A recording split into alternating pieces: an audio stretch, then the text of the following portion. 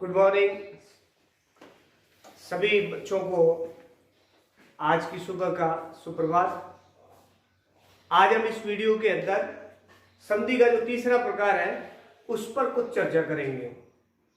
संधि के दो प्रकार हमने पढ़ लिए थे। मूल जो दो प्रकार थे स्वर संधि और व्यंजन संधि, दो कंप्लीट हो गया। आज अपन एक तीसरा इसका जो प्रकार है वो लेंगे विसर्ग संधि। बात आती विसर्ग संधि कहते किसको है। मैंने आपको शुरुआत में संधि जब शुरू की थी तभी बताया था कि हिंदी की जो वर्णमाला लिखते हैं अपन, जो 44 वर्ण लिखेंगे तो उन वर्णों में तीन कैटेगरी होती है, तीन श्रेणियों के अंदर वर्ण होते हैं। पहला जिसको स्वर कहते हैं, दूसरा जिसको व्यंजन कहते हैं और तीसरा जो विसर्ग आता है, अनुस्वार और विसर्ग आता है। तो इस आधार पर संधि के तीन प्रकार बनाए थे। स्वर से स्वर का मेल स्वर संधि थी, व्यंजन से व्यंजन या स्वर का मेल व्यंजन संधि थी। अब तीसरा जो प्रकार आता है, अगर कहते हैं कि स्वर संधि किसे कहते हैं, तो इसका एक सीधी सी बात है कि मैंने आपको पहले कहा था कि संधि जो होती है वो हमेशा धन के से जुड़ी हुई होती है। संधि का मतलब भी जुड़ना होता है, धन होना है। धन का मतलब प्लस, यानी यहाँ पर पूर्व पद उत्तर पद आपस में मिलेंगे, लेकिन मिलेंगे किसके माध्यम से? वर्णों के माध्यम से। तो यहाँ पर विसर्ग संधि या संधि का जो भेद तीन बनाए गए थे वो पूर्व पद का अंतिम वर्ण के आधार पर बनाए गए थे। शुरुआत में मैंने बताया था, आगे देख लेना। आपको अगर वीडियो समझ लिया तो पिछला वीडियो देख लेना है कि संधि जो है वो आपके हमेशा पूर्व पद के अंतिम वर्ण के साथ किसका मेल हो रहा है उस आधार पर संधि के प्रकार बनाए गए हैं। तो पूर्व पद के अंतिम वर्ण में अगर स्वर है और आगे भी स्वर है तो स्वर संधि हो जाएगी। पूर्व पद के अंतिम वर्ण के अंदर अंतिम वर्ण जो है वो अगर व्यंजन है और आगे भी व्यंजन या स्वर है तो व्यंजन संधि हो जाएगी।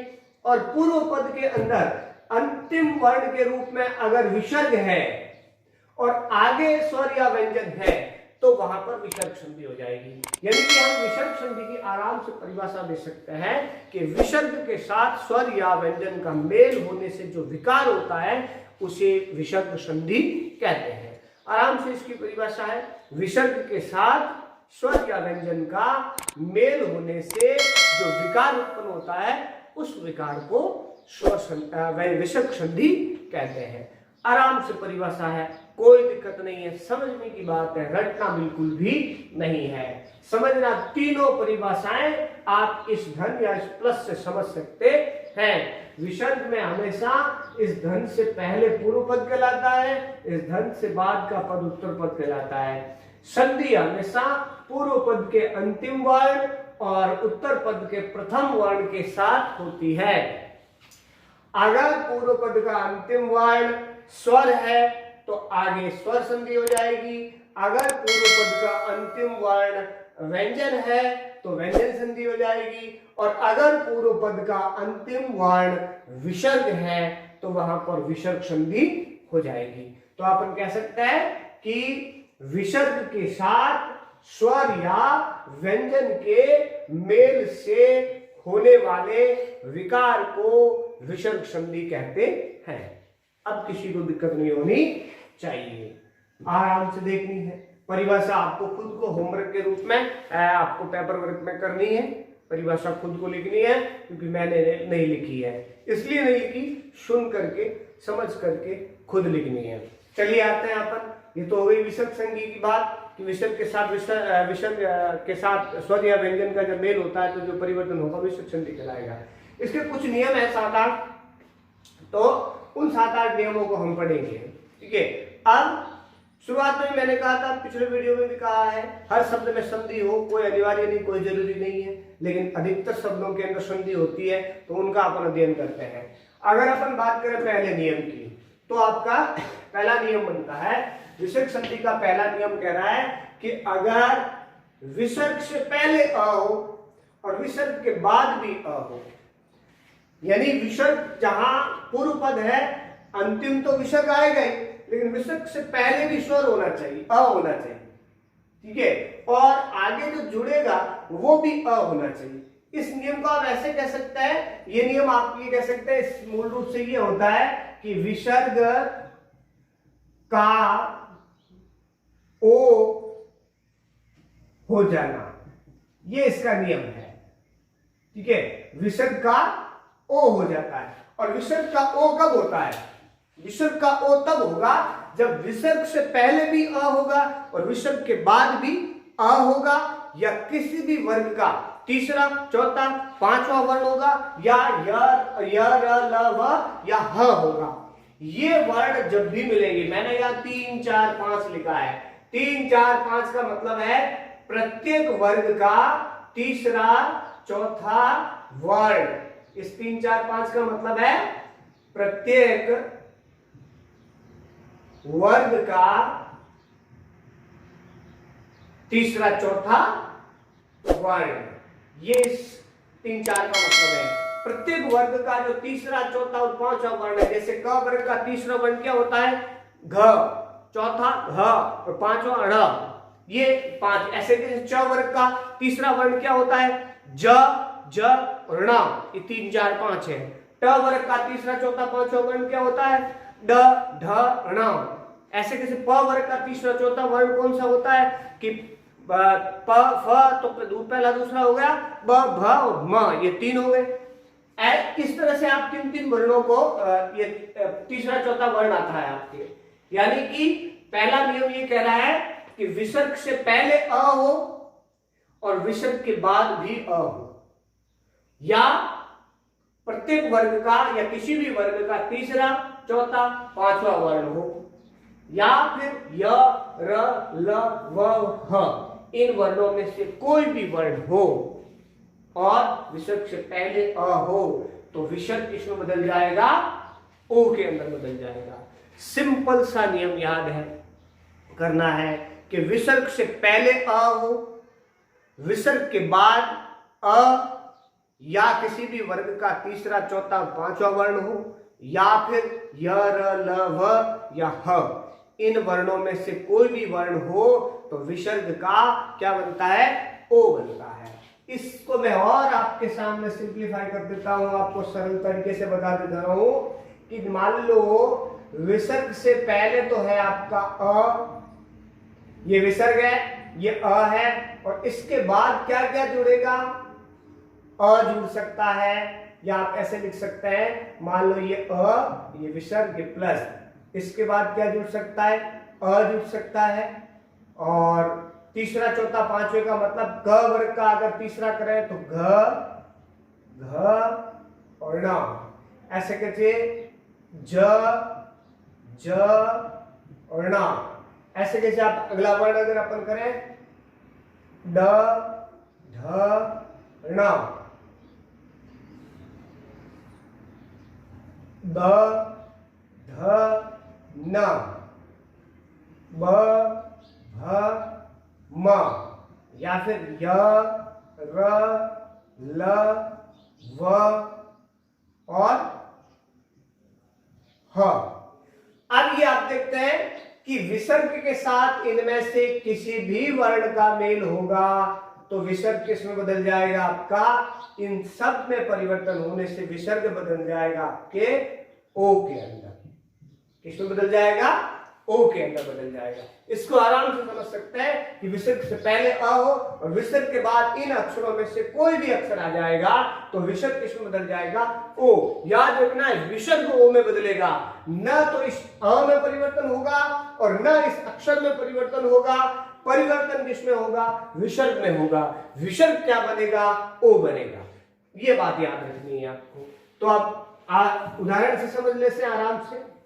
अब पहले नियम में कोई दिक्कत बिल्कुल भी नहीं होनी चाहिए, आराम से समझ सकते हैं आप कि विसर्ग से पहले अ हो, विसर्ग के बाद अ हो, या फिर य, र, ल, व, या फिर किसी भी वर्ग का तीसरा, चौथा, पांचवा वर्ण हो या ह हो, तो विसर्ग जो है वो आपके ऊ में बदल जाता है। आराम से इस बात को आप एक उदाहरण के द्वारा समझ सकते हैं।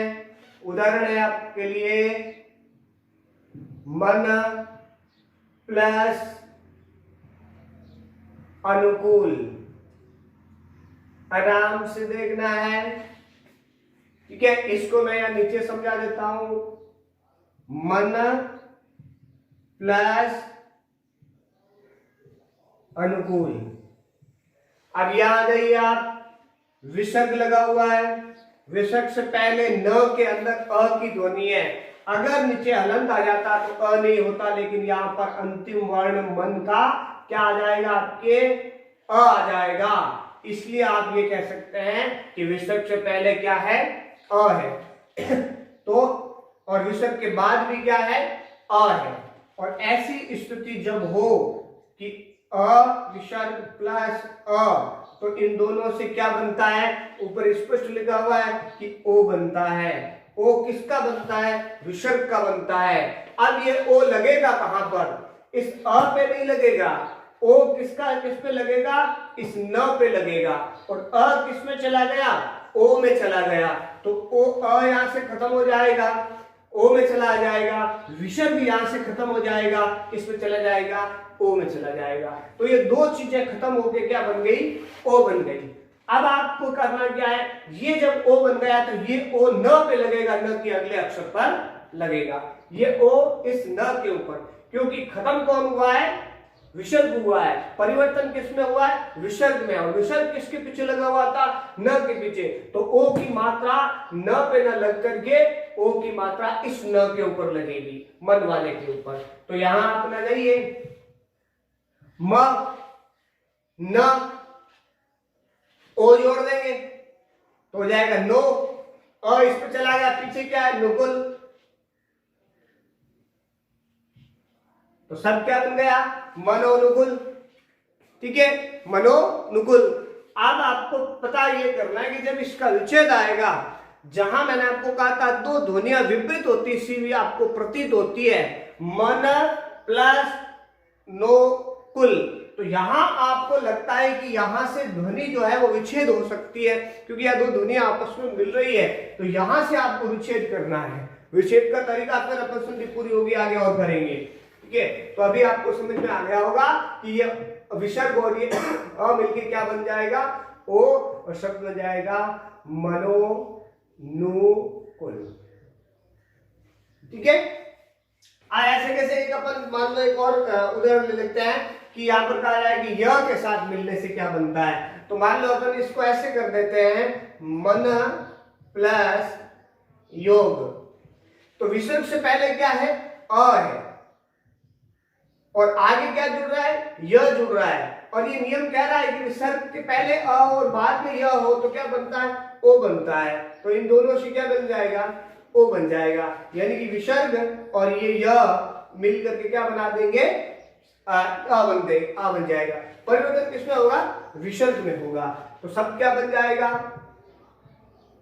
मनो, क्योंकि विसर्ग में परिवर्तन हुआ है। और योग ऐसे कैसे लिख देना आप, अ के योग से बना हुआ, तो यहाँ पर अ जो है इसमें योग, ये उ विसर्ग जो है वो किसमें बदल जाएगा, ओ में। तो यहाँ ओ कहाँ लगेगा, न के ऊपर, क्योंकि विसर्ग न के पीछे लगा हुआ था। सब बन जाएगा मनो योग। ठीक है, इस तरह से आप इन उदाहरणों को करके आप आराम से कर सकते हैं। ऐसे कैसे, मान लो वे कहते हैं कि विसर्ग से पहले तीसरा चौथा वर्ण कहा गया है कि आपको तीसरा चौथा वर्ण लेना है। तो अगर मान लो कहते हैं आपको कि एक उदाहरण लेते हैं अपन, मान लो पै प्लस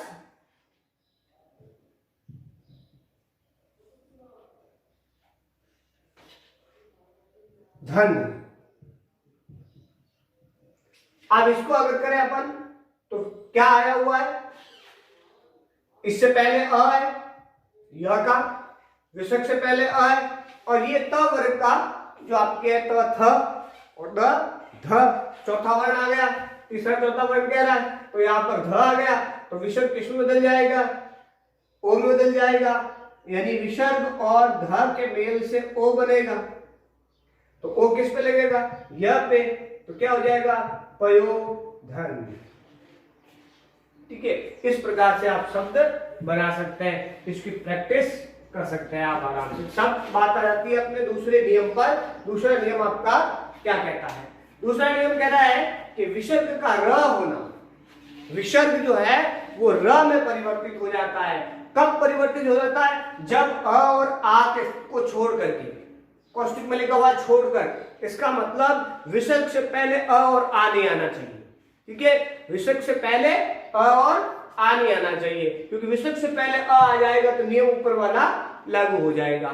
इसलिए कहा गया विसर्ग से पहले अ नहीं होना चाहिए और नहीं आ होना चाहिए। इन दोनों को छोड़ के विसर्ग से पहले कोई भी स्वर आ जाए, ठीक है, इन दोनों को छोड़ देना है। अ और आ को ई उ ए कोई भी आ सकता है, बाकी स्वर आ जाता है।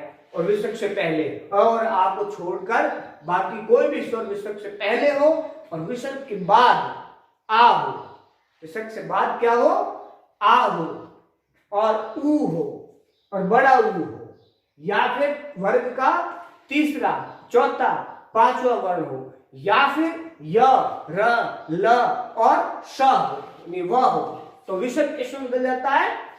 र में बदल जाता है। आराम से समझने की बात है, याद करना ध्यान से। विसर्ग से पहले अ और आ को छोड़ करके कोई भी स्वर हो, यानी विसर्ग से पहले अ और आ को छोड़ करके कोई भी स्वर हो और विसर्ग के बाद आ, उ और ऊ, या फिर किसी भी वर्ग का तीसरा, चौथा, पांचवा वर्ण, या फिर य, र, ल और व हो, तो विसर्ग र में बदल जाता है। इस नियम को आराम से याद कर सकते हैं, ठीक है। वैसे कैसे कर सकते हैं अपन? एक उदाहरण लेते हैं अपन, नी प्लस आज्ञा शब्द है। अब देखिए आप, विसर्ग से पहले क्या है? विसर्ग से पहले आपका ई है और बाद में विसर्ग लगा हुआ है। शर्त यही थी, अ और आ को छोड़ के कोई भी स्वर आ सकता है। ई आ गया तो विसर्ग से पहले ई आ गया। और इधर आते हैं अपन, कह रहा है कि आ होना चाहिए, ऊ होना, य, र, ल, व, या फिर तीसरा, चौथा, पांचवा वर्ण होना चाहिए। तो कोई भी, तो हमारे पास क्या आ गया? आ गया, ठीक है। तो विसर्ग से बाद क्या है? आ। अब होगा क्या कि जो ये आ और विसर्ग दोनों मिलकर के किस में बदलेंगे? आ का मेल और विसर्ग का मेल होगा तो किस में बदल जाएगा? र में बदल जाएगा, ठीक है। चलो, आ में परिवर्तन नहीं होगा। क्यों परिवर्तन नहीं होगा? क्योंकि विसर्ग का र होगा, आ का र नहीं होगा। आ तो कब जाएगा?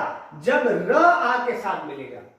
र जो ही आ के साथ, ये स्वर की एक क्षमता होती है उनकी कि आप जैसे क के साथ ख मिलाएंगे तो क्या बनेगा? कख बन जाएगा, ठीक है। ऐसे कैसे? मात्रा जब आप किसी र के साथ ई मिलाएंगे आप तो क्या बनेगा? रई। लेकिन अगर मैं ऐसे कर दूं इसको, र हलंत ई, तो री बन जाएगा। इन दोनों में चेंजेस समझना बहुत आसान जरूरी है। इस र के साथ ई मिला तो रई बन गया, इस र के साथ ई मिला तो री बन गया। क्यों? कारण क्या?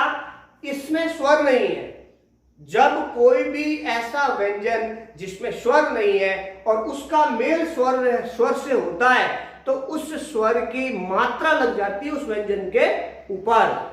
यहां पर पहले से अ मिला हुआ है, इसलिए इसको किसी दूसरे स्वर की आवश्यकता नहीं है। इसको उच्चारण करने के लिए दूसरे स्वर की आवश्यकता नहीं है। क्यों नहीं? कि इसमें पहले से ऑलरेडी से अ मिला हुआ है, इसलिए ये री के साथ संयोग नहीं करेगा, संधि नहीं करेगा। ये री के साथ समास कर लेगा, पास में आ जाएगा।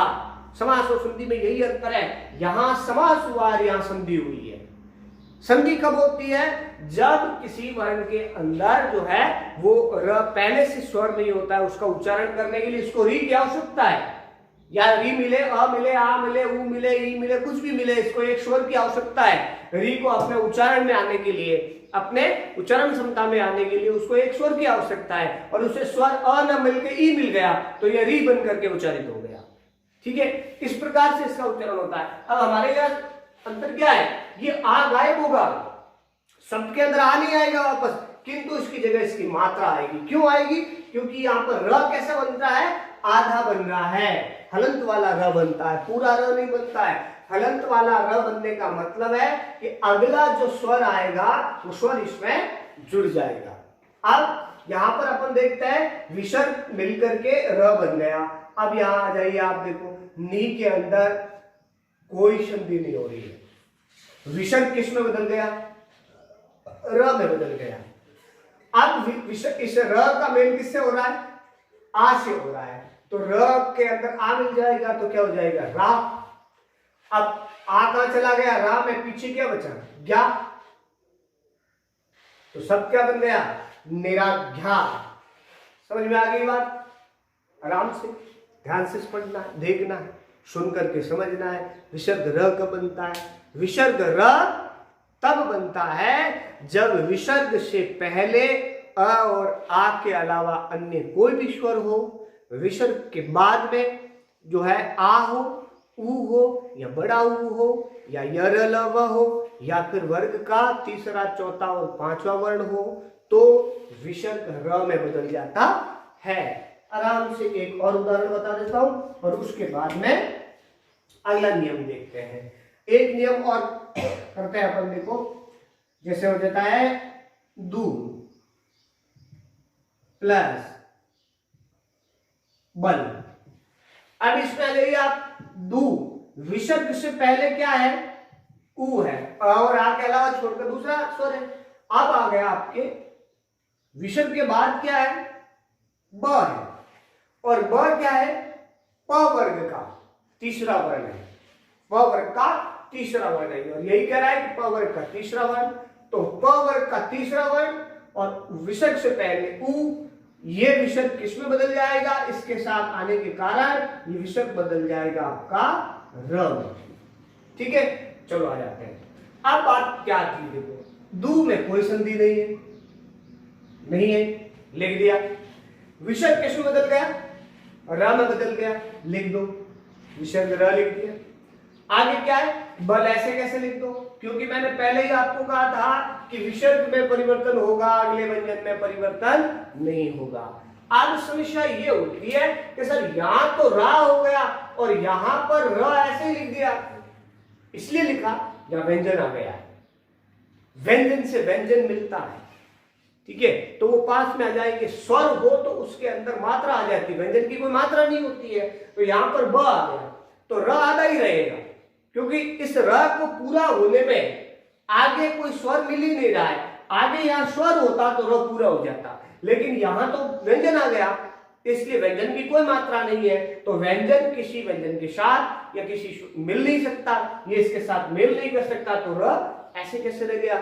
इसको अपन लिखने में ऐसे लिखते हैं, इसको आधा र होता है, ऊपर चला जाता है, तो आप ऐसे लिख देंगे दुर्बल।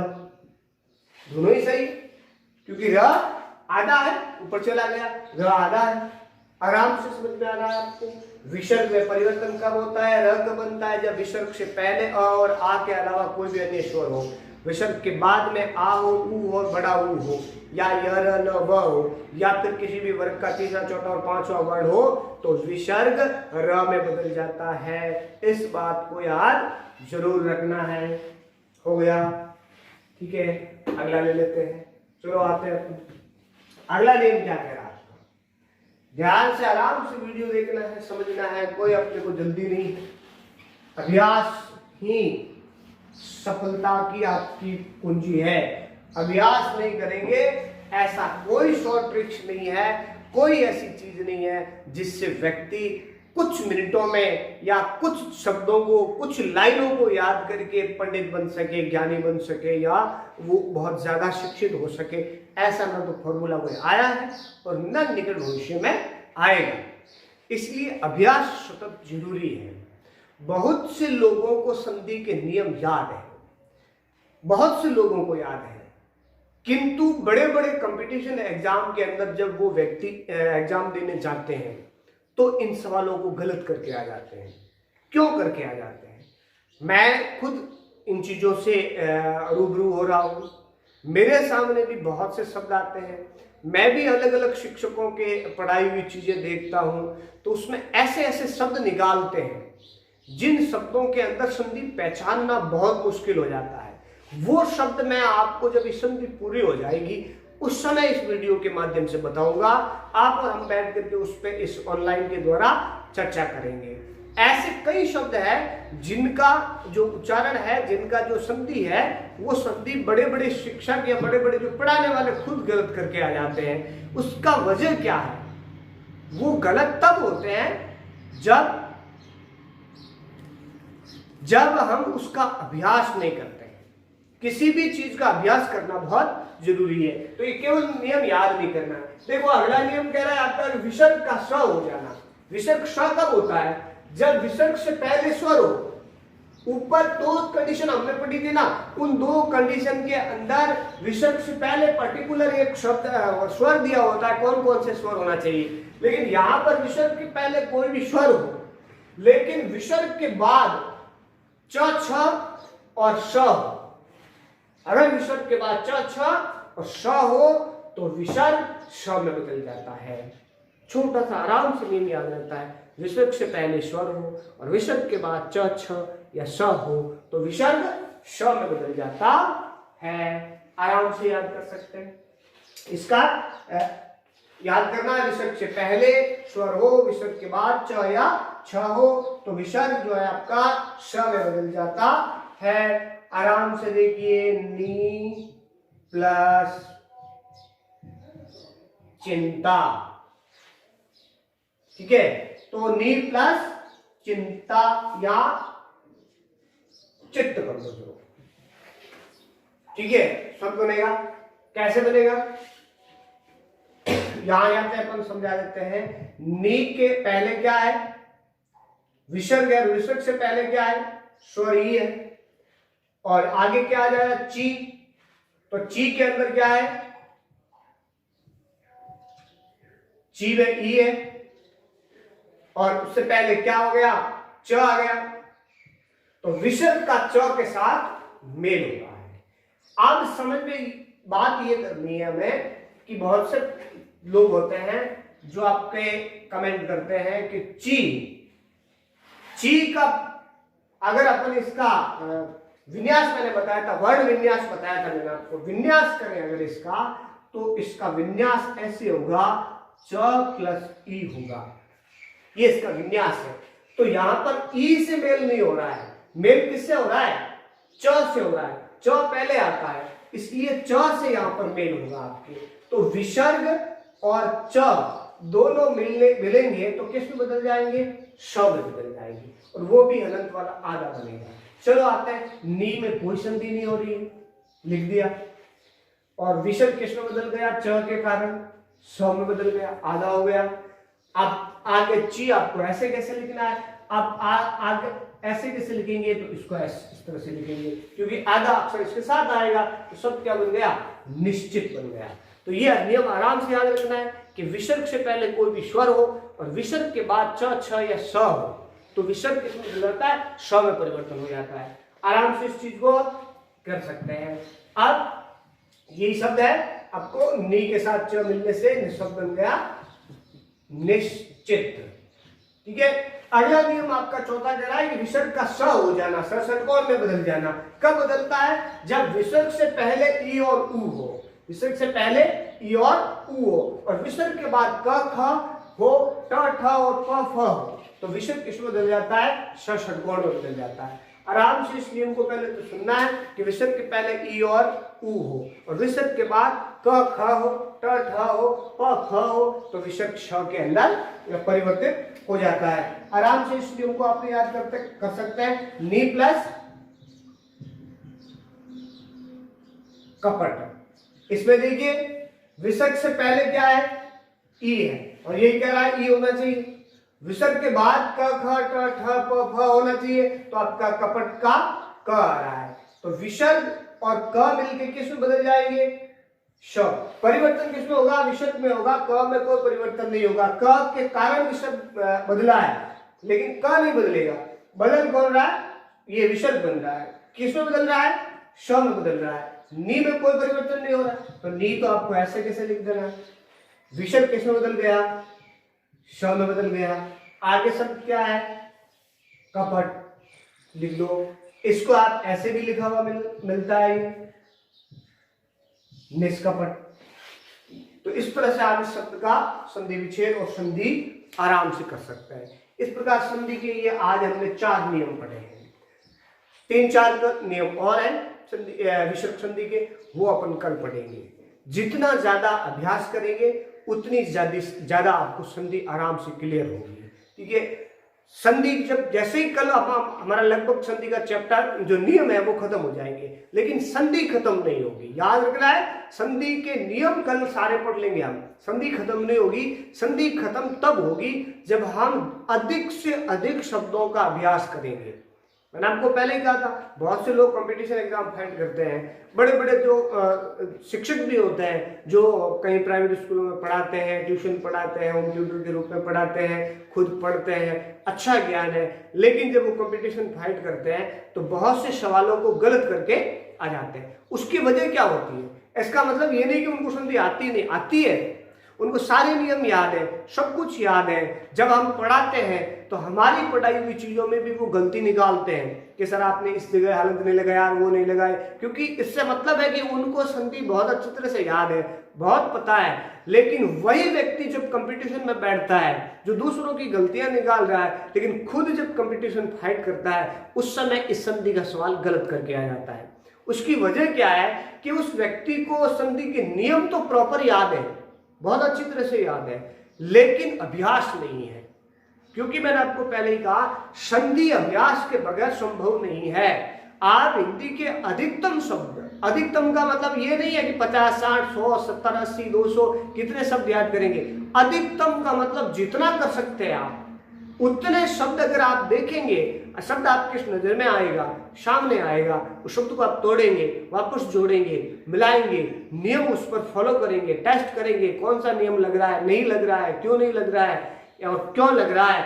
इनकी जब अपन बैठ करके लंबे समय तक या बहुत ज्यादा शब्दों का अपन अगर उसका अभ्यास करेंगे तो संधि प्रॉपर याद हो जाएगी। बहुत से ऐसे शब्द हैं, कुछ शॉर्टकट ट्रिक्स भी है जो हम जैसे मान लो कोई बच्चा 12th का देख रहा है और वो बच्चा आपका BSTC फाइट कर रहा है, या कुछ बच्चे जो होते हैं आर्मी में या किसी एग्जाम में जाते हैं, तो उसको तुरंत जब ये कंपटीशन फाइट करना होता है तो इतना टाइम नहीं होता है उनके पास कि वो ज्यादा शब्दों को देख सके। लेकिन अपन अभी हम स्कूली शिक्षा में है, हमारे पास खूब समय है। मैं क्लास में भी यही बताता हूं, आज जो आप पढ़ रहे हो वही सवाल, वही चीजें आपकी कंपटीशन एग्जाम में आएगी। कोई अलग से कंपटीशन एग्जाम का कोर्स नहीं है, किसी भी कंपटीशन एग्जाम का पर्सनल अपना कोर्स नहीं है कि आपको RPC में जाना है, आपको पुलिस में जाना है तो ये अलग से किताब ये पढ़नी पड़ेगी, वो पढ़नी पड़ेगी। लोग गाइड खरीदते हैं, लाते हैं, कोई गाइड नहीं है। किसी भी कंपटीशन एग्जाम की कोई गाइड नहीं है, कोई अलग से पुस्तक नहीं है। मैं हर बच्चे को क्लास में भी यही बताता हूँ, आज भी आपको बता रहा हूँ, और जितने भी लोग देख रहे हैं, किसी भी एग्जाम की कोई अलग से गाइड नहीं होती है। सारे एग्जाम स्कूली पढ़ाई पर डिपेंड करते हैं। सभी एग्जाम आपके 6th क्लास से लेकर 12th क्लास तक के सिलेबस पर डिपेंड करते हैं। इसलिए हमें क्या करना है, इन चीजों को पढ़ना है। अभी आपके पास खूब टाइम है, इसलिए इस स्कूली शिक्षा में इन पर अभ्यास कर लीजिए, अधिकतम शब्दों का संधि विच्छेद कर दीजिए। जब आपके पास कंपटीशन एग्जाम आ जाएगा उस समय नहीं मिलेगा, फिर आप किसी शॉर्टकट ट्रिक्स की तरफ भागेंगे कि जल्दी से याद कैसे हो जाता है, वो तरीका बताओ, तो वो तरीका बाद में आपके कंपटीशन के काम आता है। तो वो भी हम संधि खत्म होने के बाद कुछ कोशिश करेंगे। कुछ कॉमन ऐसी बातें हैं संधि में जिससे आप आसानी से पहली नजर में ही पहचान लेंगे कि उसमें शब्द में कौन सी संधि है, तो उसका अपन बाद में। अभी फिलहाल आज आपको काम ये करना है कि जो नियम पढ़ा है इस पर आधारित 5-5 आपको शब्द जो है अपने पाठ्य पुस्तक से निकालना है, संधि करनी है, और की हुई है तो संधि विच्छेद करना है, अभ्यास करना कॉपी में, और उसके बाद में आपको व्हाट्सएप ग्रुप पे भेजना है।